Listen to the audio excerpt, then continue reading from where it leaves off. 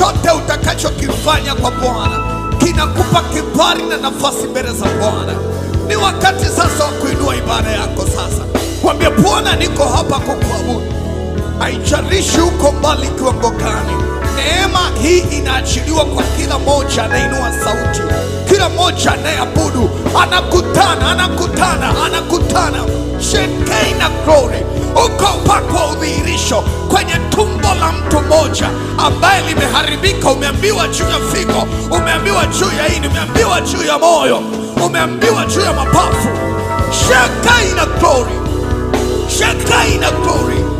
Upako wa udhihirisho, upako wa udhihirisho. Acha tunapoanza ibada, yeyote ambaye umesimama mbele za Bwana na wewe umekuwa ukiteswa na nguvu za giza, umekuwa ukiteswa na nguvu za kichawi, umekuwa ukiteswa na laana na mifumo ya nguvu za giza, acha ufunguliwe ili umwabudu Mungu.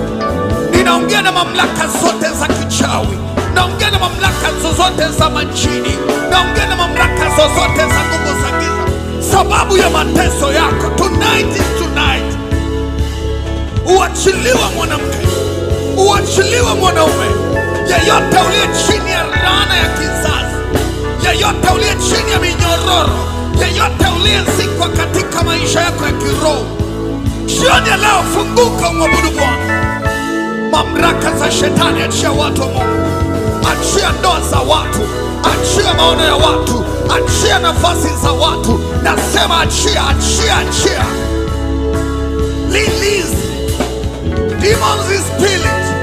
Release in the name of Jesus. Release in the name of Jesus.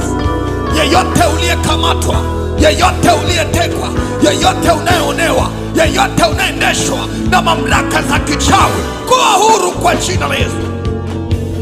Kuwa huru kwa jina la Yesu. Kuwa huru kwa jina la Yesu. Yeyote uliyekuwa umekamatwa, uko huru kuanzia sasa.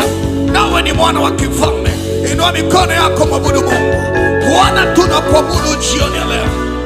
Tunakuabudu kwa kuwa hatuna Mungu mwingine. Kwa kazi ya msalaba umezivunja kazi za miungu iliyokuwa inatawala maisha yetu, na sasa sote tu watu wa miliki yako, watu wa ufalme wako, waliokombolewa kwa jeshi na nguvu zako. Bwana, tunakiri unastahili kuabudiwa, kwa sababu umetununua kwa damu ya kipekee kutoka mikononi mwa shetani. Nasi tunakuabudu Bwana, nasi tunakuabudu Bwana. Kama mtu uliyefunguliwa, sema na kuabudu Bwana. Ninakuabudu Bwana.